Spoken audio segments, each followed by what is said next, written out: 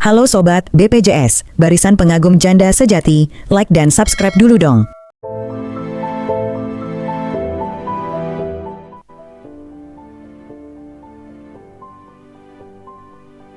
Ia memang anak tiri, anak yang sudah aku anggap sebagai anakku sendiri. Aku malah jatuh cinta kepadanya.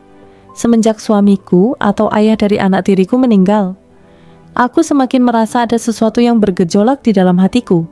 Aku tahu ini sudah di luar batas. Namun, semakin hari aku tak bisa menahan rasa ini, hingga pada suatu malam kami berdua melakukan. Halo sahabat, persiapkan diri kalian untuk mengikuti kisahku yang sangat seru dan penuh ketegangan ini. Namun sebelum itu jangan lupa di subscribe dan like dulu ya. Dan absen di kolom komentar. Sahabat semua dari mana saja. Dan inilah kisahku. Maya, seorang janda berusia 43 tahun, menikah dengan Damar, duda 45 tahun yang tinggal bersama anak lelakinya, Revan, usia 25 tahun.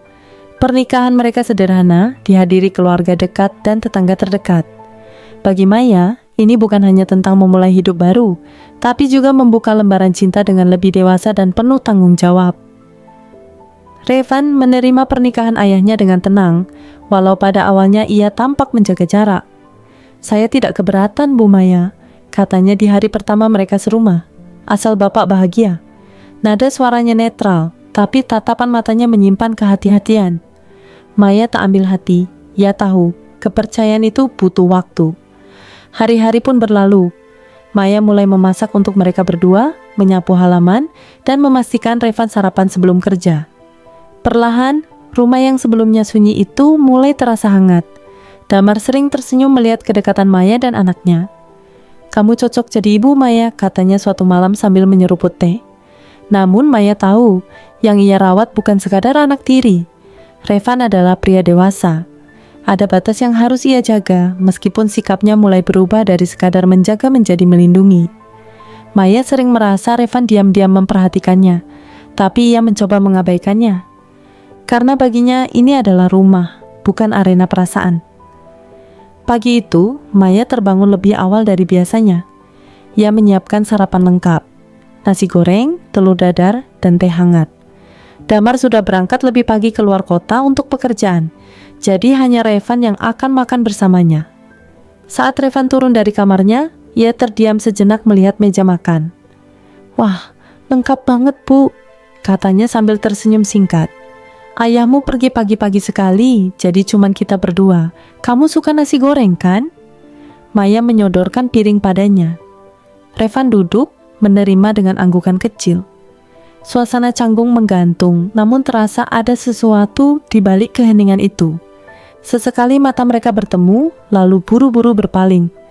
Maya mulai menyadari hal-hal kecil. Cara Revan memperhatikannya saat ia tertawa. Cara pemuda itu menawarkan bantuan saat ia menyiram bunga atau membawa belanjaan. Tapi Maya mengusir semua pikiran itu. "Dia anak tiriku," gumamnya dalam hati.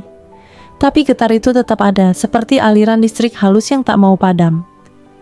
Sore itu hujan turun deras. Maya duduk di teras, membungkus tubuh dengan selimut tipis. Revan keluar membawa 2 cangkir coklat hangat. "Boleh saya duduk di sini, Bu?" tanyanya pelan. Maya mengangguk. Mereka duduk dalam diam, hanya suara hujan yang terdengar.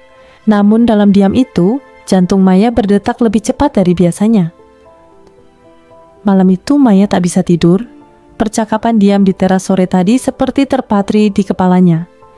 Ia merasa bersalah, bukan karena Revan berbuat salah, tapi karena dirinya mulai merasa aneh. Ia menarik napas panjang di balik selimut, mencoba melawan gejolak yang tak semestinya tumbuh. "Aku harus menjaga jarak," ucapnya dalam hati.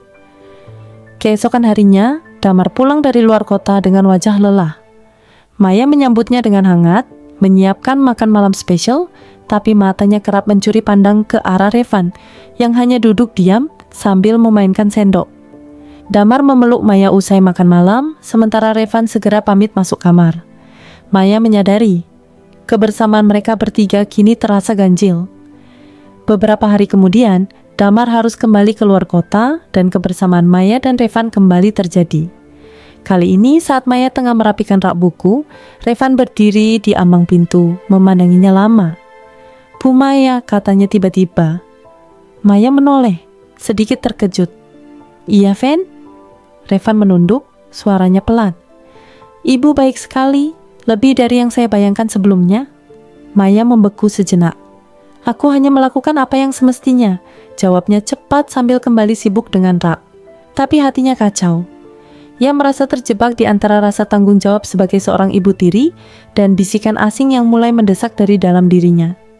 Sesuatu sedang berubah dan ia tahu ini tak boleh berlanjut, namun tak bisa sepenuhnya dihentikan. Hari-hari berikutnya Maya lebih banyak diam. Ia mulai menjaga jarak, tak lagi menyapa Revan saat pulang kerja, tak lagi menyiapkan sarapan khusus. Tapi justru, sikap dinginnya membuat Revan semakin gelisah.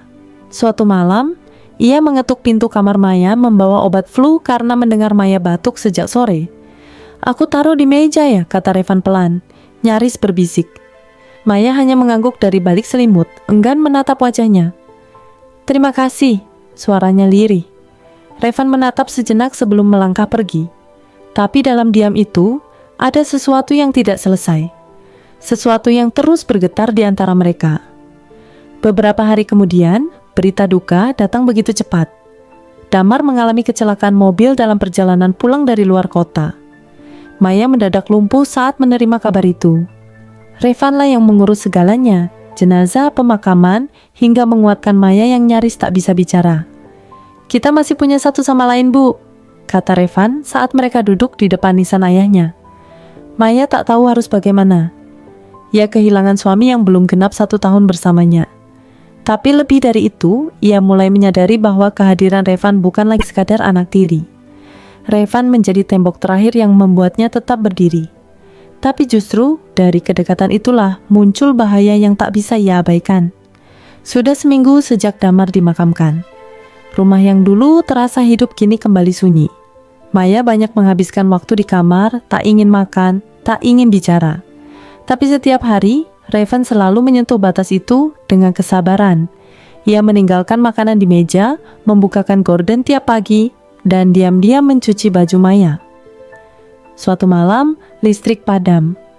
Maya duduk sendiri di ruang tamu, hanya diterangi cahaya lilin.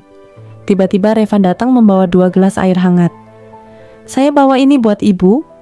Mungkin bisa bantu tenang sedikit Maya, menatapnya sekilas, lalu menunduk. Tapi kemudian, Revan duduk di dekatnya, cukup dekat hingga Maya bisa mencium aroma tubuhnya, campuran sabun dan udara malam. Revan, suara Maya nyaris tak terdengar, kamu harus jaga jarak. Revan memandangnya dalam gelap. Saya hanya ingin memastikan ibu nggak merasa sendirian. Saya tahu kehilangan ini berat. Tapi saya di sini, Bu. Saya nggak kemana-mana. Kalimat itu terdengar tulus, tapi juga berbahaya. Maya merasakannya.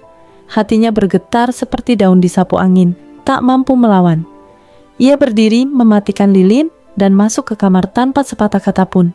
Tapi malam itu ia menangis dalam diam. Bukan hanya karena kehilangan suaminya, melainkan karena hatinya mulai memilih arah yang tak pernah ia bayangkan sebelumnya. Dan ia takut. Sangat takut akan kemana semua ini akan membawanya. Sejak malam listrik padam itu, Maya semakin waspada pada dirinya sendiri. Ia menjaga sikap, membatasi ruang, dan mencoba bersikap seperti ibu pada umumnya. Tapi Revan justru makin sering hadir, membantu menyapu, memperbaiki keran bocor, dan sesekali membelikan makanan favorit Maya. Maya merasa dikepung oleh kebaikan yang membuatnya limbung. Suatu pagi, Maya membuka pintu dan menemukan sekeranjang buah segar di meja teras. Di atasnya secarik kertas dengan tulisan tangan Revan. Jangan lupa jaga kesehatan. Ayah pasti ingin ibu tetap kuat. Maya memandangi tulisan itu lama, sebelum akhirnya meletakkannya di laci tanpa sepatah kata. Ia tahu niat Revan baik, tapi hatinya tak bisa lagi berdiri di zona abu-abu. Malam itu, Maya bermimpi tentang Damar. Dalam mimpinya, Damar duduk di ujung ranjang, menatapnya sambil tersenyum. Jaga Revan baik-baik ya, katanya. Tapi ketika Maya mencoba mendekat, wajah Damar perlahan berubah, samar, lalu menghilang. Ia terbangun dengan peluh dingin, jantung berdegup kencang. Apakah itu pesan? Atau sekadar rasa bersalah yang mulai menggerogoti? Saat pagi menjelang, Revan masuk ke dapur, mendapati Maya sudah memasak. "Bu, tumben masak pagi-pagi?" Maya menoleh, lalu tersenyum samar. "Kalau kita terus begini, orang-orang akan mulai bicara," katanya pelan. Revan menatapnya, lalu menjawab, "Biarin saja mereka bicara. Yang penting saya tahu apa yang saya rasakan." Dan untuk pertama kalinya, Maya tak punya jawaban. Hari itu Maya memutuskan untuk keluar rumah. Ia butuh udara baru, menjauh dari bayangan Revan yang semakin merasuki hari-harinya. Ia mengunjungi rumah sahabat lamanya, Bu Rini, seorang janda sepuh yang selalu memberi nasihat tajam namun bijak. Mereka mengobrol lama di teras sambil menyeruput teh jahe. Tapi pikiran Maya tetap melayang pada rumah yang ia tinggalkan. "Rasanya aneh, Rin," ucap Maya akhirnya. "Setelah Damar meninggal, perhatian Revan terlalu banyak, dan aku kadang merasa lemah." Bu Rini menatapnya tajam. "Kau harus tahu kapan perhatian berubah jadi ketergantungan. Hati yang kesepian bisa membuatmu salah membaca segalanya." Maya terdiam. Kalimat itu mengendap dalam benaknya sepanjang jalan pulang. Sore menjelang saat Maya tiba di rumah. Revan sedang memotong rumput, tubuhnya basah oleh keringat, dan ia menyambut Maya dengan senyum hangat. "Ibu dari mana?" Saya sempat khawatir Maya mengangguk pendek. "Ke rumah Bu Rini." Revan mengikutinya ke dalam, dan tanpa aba-aba, ia berkata, "Saya senang ibu pulang. Rumah terasa kosong kalau nggak ada ibu." Maya membelakangi Revan, pura-pura sibuk meletakkan tas. Ia bisa merasakan Revan berdiri terlalu dekat di belakangnya. Jarak yang tak seharusnya ada di antara ibu tiri dan anak tiri. Lalu suara Revan terdengar lirih di telinganya. "Saya tahu ini salah, tapi saya juga tahu saya nggak bisa pura-pura nggak sayang ibu." Maya memejamkan mata. Langkah mereka sudah terlalu jauh dari yang ia rencanakan. Maya menghabiskan malam itu dengan gelisah. Kalimat Revan terngiang di telinganya seperti mantra terlarang yang tak bisa dihapus. "Saya nggak bisa pura-pura nggak sayang ibu." Ia mencoba menenangkan diri, membaca buku, berdoa, tapi semuanya terasa kosong. Karena yang paling ia takutkan bukanlah Revan, melainkan perasaannya sendiri. Keesokan paginya, Maya mendapati Revan di dapur, sedang membuat sarapan. "Ibu duduk saja biar saya yang masak," katanya ringan, seolah tak ada apa-apa semalam. Tapi Maya tahu, ada dinding yang telah retak, dan pura-pura tak melihatnya hanya akan membuat segalanya lebih berbahaya. "Revan," ucap Maya serius, "kita nggak boleh seperti ini."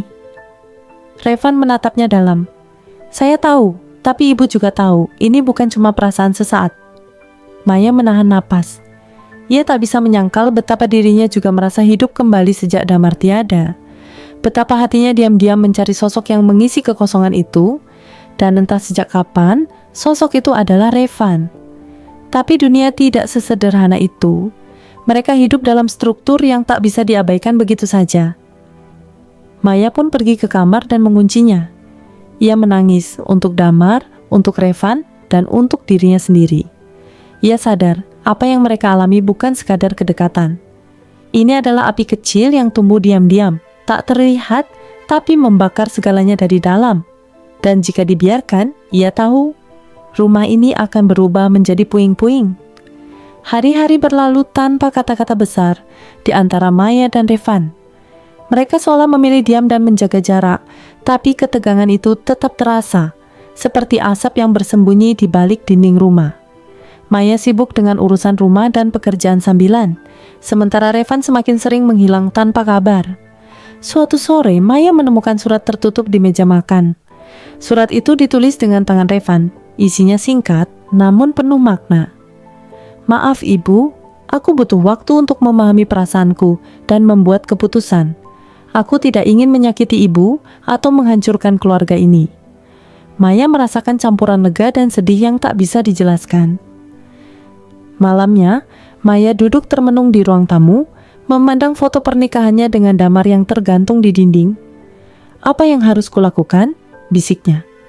Di luar, angin malam membawa suara hujan yang pelan, seolah ikut meratapi kebingungan yang mendera hatinya. Ia tahu keputusan besar menanti, tapi hatinya masih terbelah antara cinta dan kewajiban. Saat ia menutup mata, bayangan Damar muncul di benaknya, tersenyum penuh pengertian dan peringatan. Jangan biarkan cinta merusak segalanya, Maya. Pesan itu membuatnya terjaga sampai larut malam, menyiapkan dirinya untuk pertarungan batin yang belum usai. Pagi itu Maya mendapat telepon dari sahabat lamanya, Bu Rini. Dengan suara prihatin, Bu Rini bertanya kabar dan menyinggung perlahan soal perubahan sikap Revan yang mulai mencurigakan.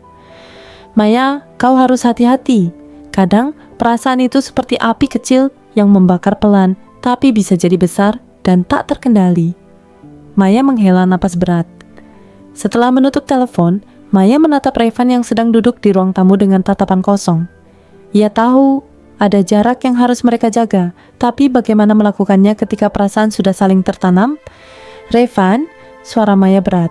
Kita harus bicara tentang kita, tentang apa yang sedang terjadi. Revan mengangguk, menatap mata Maya penuh kesungguhan. Ibu, saya juga bingung, tapi saya tidak bisa berpura-pura lagi. Saya sayang ibu, bukan sebagai anak tiri, tapi lebih dari itu. Maya merasakan jantungnya berdebar kencang. Perkataan itu seolah mengoyak dinding terakhir yang ia bangun untuk melindungi hati. Maya menunduk. Kalau kita terus begini, kita akan kehilangan segalanya, ayahmu dan keluarga kita. Namun Revan menggenggam tangan Maya erat. Kalau kita tak jujur pada perasaan ini, kita juga akan kehilangan diri kita sendiri. Ketegangan memenuhi ruangan, mereka tahu keputusan besar harus segera diambil, meski jalan di depan penuh duri. Hari-hari berikutnya dipenuhi dengan keheningan yang menekan. Maya dan Revan berusaha menghindari tatapan dan sentuhan, tapi setiap kali mata mereka bertemu, ada gelombang emosi yang sulit ditahan. Keduanya tahu bahwa ketulusan itu datang dengan harga yang sangat mahal. Suatu sore, Maya menerima kunjungan tak terduga dari keluarga Damar, adik dan iparnya yang membawa kabar tentang peninggalan Damar. Kami berharap Maya bisa tetap kuat dan menjaga keluarga, ucap sang ipar dengan nada sopan, tapi ada ketegangan yang tak tersembunyi. Maya merasa beban semakin berat, terutama saat mereka mulai membahas urusan warisan dan masa depan Revan. Di tengah pertemuan, Revan tiba-tiba berdiri dan menatap Maya dengan tatapan yang sulit dibaca. Ibu, saya minta waktu untuk menjelaskan semuanya, katanya dengan suara bergetar. Maya mengangguk pelan, tahu bahwa semua rahasia yang selama ini disimpan akhirnya harus keluar. Namun, ia takut akan kehancuran yang mungkin terjadi.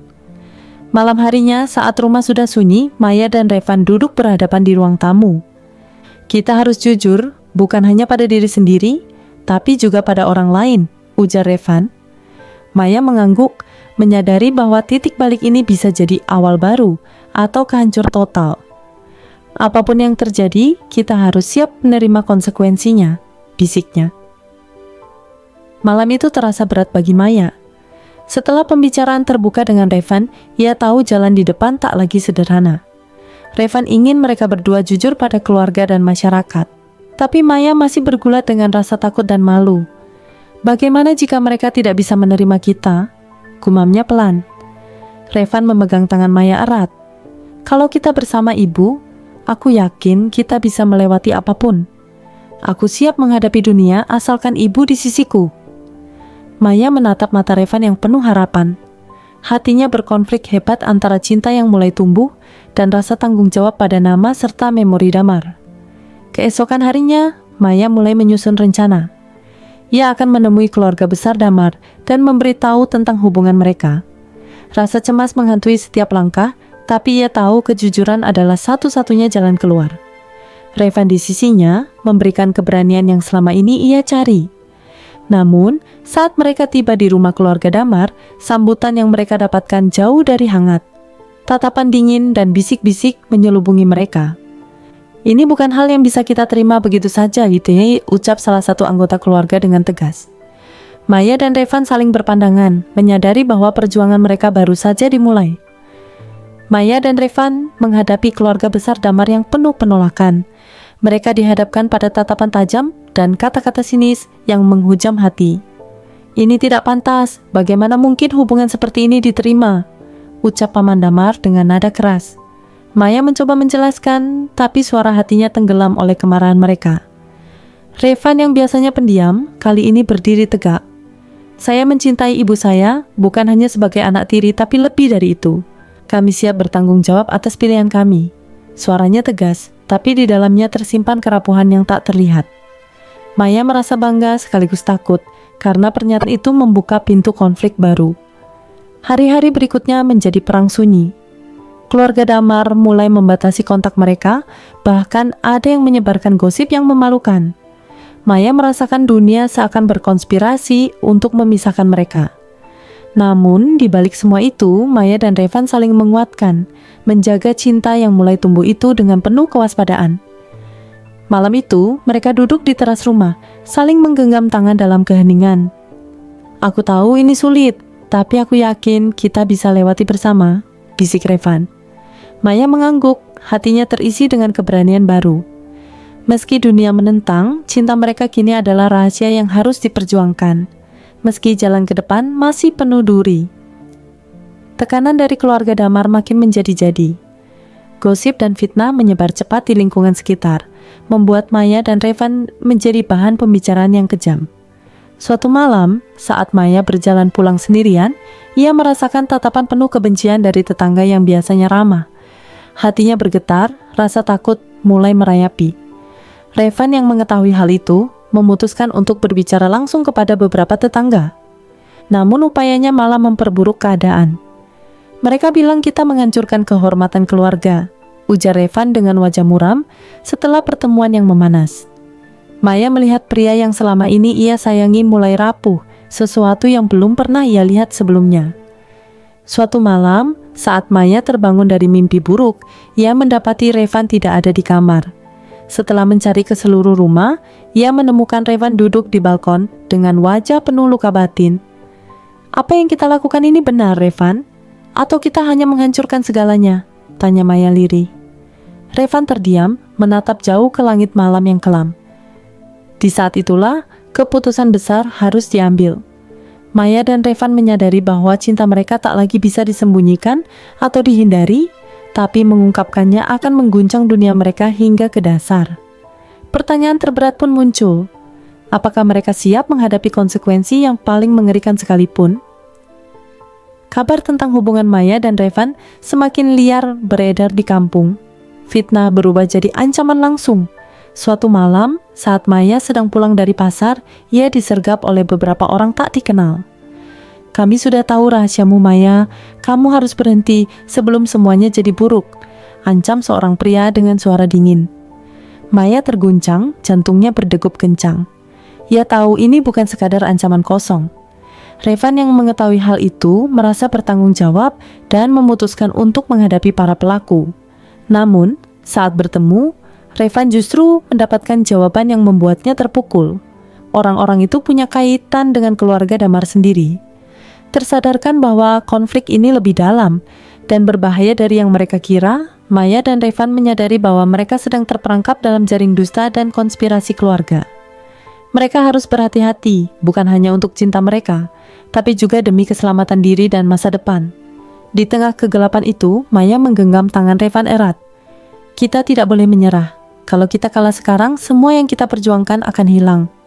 Revan mengangguk, menatap Maya dengan tekad yang membara. Mereka siap melawan, walau harga yang harus dibayar mungkin sangat mahal. Revan dan Maya semakin dalam menyelidiki asal-muasal ancaman yang menimpa mereka. Dari hasil penyelidikan, mereka menemukan fakta mencengangkan. Ada anggota keluarga Damar yang selama ini menyimpan dendam lama dan berusaha menggagalkan hubungan mereka dengan cara apapun.